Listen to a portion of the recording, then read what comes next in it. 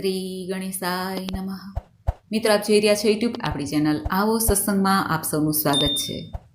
મિત્રો, આજે આ વિડીયોમાં આપણે સાંભળવાના છીએ મહામાસ કે માઘ માસના શુક્લ પક્ષની એકાદશી જયા એકાદશીની વ્રત કથા. જો આપને આ વિડીયો પસંદ આવે તો લાઈક કરજો, શેર કરજો. આપ આ ચેનલ પહેલી વખત જોઈ રહ્યા છો તો સબસ્ક્રાઈબ કરી લેજો, જેથી આવનારા વિડીયોની માહિતી આપ સુધી તુરંત પહોંચી શકે. ધન્યવાદ. શાંતાકારમ ભુજગશયનમ પદ્મનાભમ સુરેશમ વિશ્વાધારમ ગગનસદૃશમ મેઘવર્ણ શુભાંગમ લક્ષ્મીકાંતમ કમલનયનમ યોગીભિર્ધ્યાનગમ્યમ વંદે વિષ્ણુ ભવભયહરમ સર્વલોક એકનાથમ. બોલો લક્ષ્મીપતિ નારાયણની જય. મિત્રો, એકાદશી એટલે 11મી તિથિ, 11મી તિથિ જે મહિનામાં 2 વખત આવે છે, સુદ પક્ષ અને વદ પક્ષ. આમ વર્ષની કુલ 24 એકાદશી થાય છે. જ્યારે પુરુષોત્તમ માસ આવે ત્યારે 2 એકાદશી એ કુલ 26 એકાદશી થાય છે. આ 26 એકાદશીના રાજા કે ઈષ્ટદેવ ગણીએ તો ભગવાન શ્રી લક્ષ્મીપતિ નારાયણ છે. પ્રભુની પ્રસન્નતાર્થે આજે ભક્તો વ્રત ઉપવાસ કરે છે, વિશેષ પૂજા થાય છે. જે ભક્તો આ 26 એકાદશીનું વ્રત કરી શકતા નથી તેઓ માત્ર વર્ષની 2 એકાદશી કરે. એક તો દેવઉઠની અને એક છે દેવશયની. તુલસીજીની પૂજા કરીને જો આગલા દિવસે આપણે તુલસી પત્ર તોડ્યા નથી તો આજે ભગવાન માટે 2 તુલસી પત્ર અથવા મંજરી સહિત 2 તુલસી પત્ર તોડી શકાય છે. ત્યારબાદ પ્રભુનું પૂજન થઈ જાય. પ્રભુની સામે શુદ્ધ ઘીનો દીપક પ્રગટાવવો, ધૂપબત્તી કરવી, આરતી કરવી અને પ્રભુની સામે આ વ્રતનો સંકલ્પ કરવો કે હે નાથ, હું આજે આ એકાદશીનું વ્રત કરું છું. આપ મારા આ તપ વ્રતને સ્વીકાર કરો. બારસના દિવસે આ વ્રતને હું છોડીશ, પારણા કરીશ. આ રીતે પ્રભુની સામે સંકલ્પ કરીને જળ હાથમાં લઈને છોડવું જોઈએ.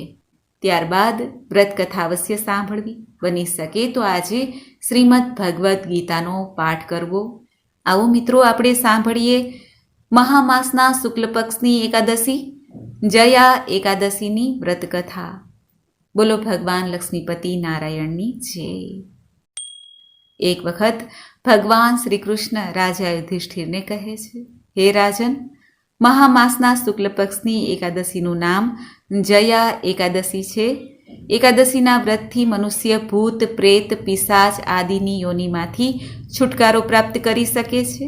તેથી આ એકાદશીનું વ્રત વિધિપૂર્વક કરવું જોઈએ. હે રાજન, આ અંગે હું આપને પૌરાણિક કથા કહું છું, તે આપ સાંભળો. એક દિવસ ઇન્દ્ર ઈચ્છા અનુસાર અપ્સરાઓની સાથે રમણ કરતા હતા, ગંધર્વ ગાન કરતા હતા. ત્યાં ગંધર્વોમાં પ્રસિદ્ધ પુષ્પદંત તેની પુત્રી અને ચિત્રસેનની સ્ત્રી મલિન સાથે ત્યાં આવ્યા. એ જગ્યાએ મલિનનો પુત્ર પુષ્પવાન અને માલ્યવાન પણ હતા. એ સમયે પુષ્પવતી નામની ગંધર્વ કન્યા માલ્યવાનને જોઈને તેના પર મોહિત થઈ અને કામબાણથી ચલાયમાન થવા લાગી. તેણે પોતાના રૂપ, રંગ, સૌંદર્ય, હાવ ભાવ દ્વારા માલ્યવાનને વશમાં કરી દીધો. પુષ્પવતી અત્યંત સુંદર હતી, તેથી માલ્યવાન પણ તેના પર મોહિત થઈ ગયો. તે બંને કામદેવના વશમાં થઈ ગયા. પછી રાજા ઇન્દ્રના કહેવાથી નાચ ગાનમાં જવું પડ્યું. તેઓ નાચતા હતા, પરંતુ તેમના મનમાંથી કામદેવનો પ્રભાવ જતો ન હતો. તેથી તેમનું મન ન લાગ્યું અને અશુદ્ધ ગાવા લાગ્યા. એમની ભાવ ભંગીમાઓને જોઈને રાજા ઇન્દ્ર એમના પ્રેમને સમજી ગયા અને એમને શ્રાપ આપી દીધો કે હે દુષ્ટો, મારી આજ્ઞાનું ઉલ્લંઘન કરનાર હે મૂર્ખો, તમે મારું અપમાન કર્યું છે. તેથી પિશાચનું રૂપ ધારણ કરો અને પોતાનું કર્મફળ અત્યારે જ ભોગવો. રાજા ઇન્દ્રનો શ્રાપ સાંભળીને અત્યંત દુઃખી થયા તે બંને અને હિમાલય પર પિશાચ બનીને દુઃખપૂર્વક જીવન વ્યતીત કરવા લાગ્યા. એમને ગંધ, રસ, સ્પર્શ આદિનું કશું જ્ઞાન ન હતું. રાત દિવસમાં એક ક્ષણ પણ ઊંઘ આવતી ન હતી. એ સ્થાનમાં અત્યંત ઠંડી હતી, જેના કારણે તેઓને ખૂબ જ કષ્ટ થતું હતું. એક દિવસ પિશાચે પોતાની સ્ત્રીને કહ્યું, ન જાણે આપણે પાછલા જન્મમાં ક્યાં પાપ કર્યા હશે, જેનાથી અમને આટલી બધી દુઃખદાયી પિશાચીઓની પ્રાપ્તિ થઈ છે? પિશાચીઓની કરતાં નરકના દુઃખ સહન કરવા ઉત્તમ છે. આ રીતે અનેક વિચારો કરતા કરતા પોતાના દિવસો વ્યતીત કરવા લાગ્યા. દેવયોગથી એક દિવસ મહામાસના શુક્લ પક્ષની જયા નામની એકાદશી આવી. આ દિવસે એ બંનેએ કંઈ પણ ભોજન ન કર્યું, કોઈ પાપ કર્મ પણ ન કર્યું. તે દિવસે માત્ર ફળ ફૂલ ખાઈને દિવસ વ્યતીત કર્યો. પીપળાના વૃક્ષ નીચે બેસી ગયા. તે સમયે સૂર્યનારાયણ અસ્તાચળ તરફ જતા હતા. તે રાત્રિએ બંનેએ ખૂબ મુશ્કેલીથી વિતાવીને બીજા દિવસે સવારે જ ભગવાનના પ્રભાવથી એમનો દેહ છૂટી ગયો અને આત્મા મુક્ત થઈ અત્યંત સુંદર અપ્સરા અને ગંધર્વનો દેહ ધારણ કરીને તથા સુંદર વસ્ત્રો તથા આભૂષણથી અલંકૃત થઈને તેઓ સ્વર્ગમાં ચાલ્યા ગયા. એ સમયે આકાશમાં દેવગણ તથા ગંધર્વો તેમની સ્તુતિ કરવા લાગ્યા. સ્વર્ગલોકમાં જઈને એ બંનેએ દેવરાજ ઇન્દ્રને પ્રણામ કર્યા. ઇન્દ્રને પણ એમને પહેલાંના રૂપમાં જોઈને મહાન આશ્ચર્ય થયું. દેવરાજ ઇન્દ્ર પૂછવા લાગ્યા, તમને તમારા પિશાચીઓનીથી કેવી રીતે છુટકારો મળ્યો? ત્યારે માલ્યવાન બોલ્યા, હે દેવેન્દ્ર, ભગવાન વિષ્ણુના પુણ્યથી અમારી પિશાચીઓની છૂટી ગઈ છે. ત્યારે રાજા ઇન્દ્ર બોલ્યા, હે માલ્યવાન, એકાદશી વ્રત કરવાથી તથા ભગવાન વિષ્ણુના પ્રભાવથી તમે લોકો પિશાચીઓનીને છોડીને સ્વર્ગમાં આવ્યા છો અને પવિત્ર પણ થઈ ગયા છો.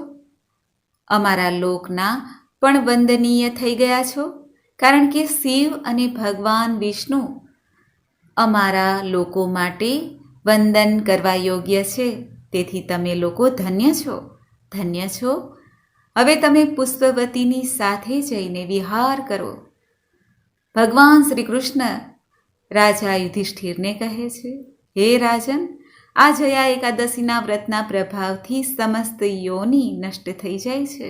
જે મનુષ્ય આ એકાદશીનું વ્રત કરે છે તેને જાણે બધા તપ યજ્ઞ દાન કર્યાનું પુણ્ય પ્રાપ્ત થઈ જાય છે. જે મનુષ્ય ભક્તિથી શ્રદ્ધા રાખીને જયા એકાદશીનું વ્રત કરે છે તે કરોડો કલ્પ સુધી વૈકુંઠમાં આનંદ પામે છે. કથાનું પઠન કરવા માત્રથી, મહાત્મય સાંભળવા માત્રથી અગ્નિષ્ટોમનું ફળ મળે છે. આ રીતે ભવિષ્ય પુરાણમાં મહામાસના શુક્લ પક્ષની જયા એકાદશીનું મહાત્મય કહેલું છે. બોલો લક્ષ્મીપતિ નારાયણની જય. તો મિત્રો, આપણે સાંભળ્યું મહામાસના શુક્લ પક્ષની એકાદશી, જયા એકાદશીના વ્રતના મહાત્મય વિશે અને ત્યારબાદ સાંભળી કથા. મને આશા છે કે આપને આ વિડીયો જરૂર પસંદ આવ્યો હશે. બોલો લક્ષ્મીપતિ નારાયણની જય. મિત્રો, મને સાંભળવા માટે ધન્યવાદ. આપ સૌને મારા જય શ્રી કૃષ્ણ.